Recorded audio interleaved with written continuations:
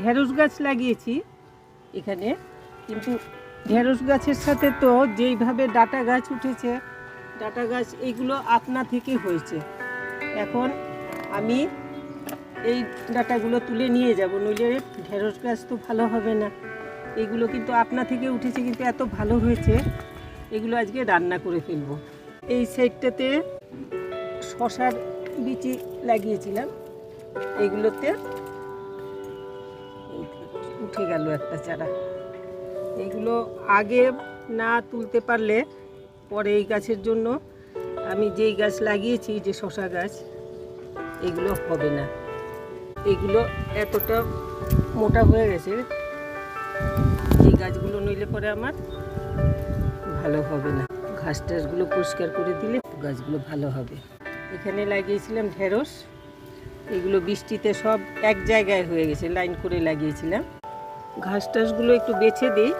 আর শশা গাছটা এই সাইডে, ওই দিকের বক্সটার মধ্যে একটা বাঁশের কিছু দিয়ে দেব, সাপোর্ট দিয়ে দেব, যাতে শশা গাছটা ঠিকঠাক মতো ওই দিকে যেতে পারে, আর এইখানে ঢেঁড়স গাছগুলো থেকে যাবে। ডাটাটা তো আপনাদের ভালো ডাটা হয়ে, এই যে বেশ ভালো নরম নরম মোটা মোটা ডাটা হয়েছে, এইগুলো আজকে রান্না করে ফেলবো। আর এই শশার চারাটা এখানে লাগিয়ে রাখি, একটা কিছু দিয়ে একটু শেড দিয়ে দেব, একটু জলও এইখানটাতে না দিয়ে এই দিকটাতে দিই, এই জায়গাটাতে দিলে একটু বেশি করে জল দিয়ে দিই। নাড়া পড়েছে, গোড়াটার মধ্যে রোদ উঠেছে আজকে, দিয়ে দিলাম, যখন ওদিকেও দিয়ে দিই। আর এখন এটাকে আমি ছায়া দিয়ে দিতে লাগে, নইলে পরে এত রোদে, যাতে রোদে নষ্ট না করতে পারে সেই ব্যবস্থা একটা নিতে লাগে। তো এখন আমি এইটা কাঠি দিয়ে একটু সাপোর্ট দিয়ে দিলাম, যাতে হাওয়াতে না ফেলতে পারে, গাছটা বেঁচে যাবে। জলও দিয়ে দিয়েছি।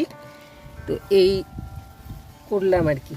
এখন এইগুলো তো আমি নিজে লাগিয়েছি, কিন্তু ডাটা তো আপনা থেকে উঠেছে, দেখা যাক কি হয়।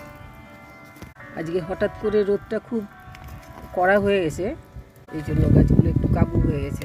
আমার বাগান আপনাদেরকে মাঝে মধ্যেই দেখাবো এরকম করে কতটুকু কী করছি। এইদিকে আমার ঢেঁড়স গাছ নিচে লাগিয়েছি, অনেকগুলো ঢেঁড়স গাছ নিচে যে আমার বাগান আছে, নিচের বাগানে মাটিতে।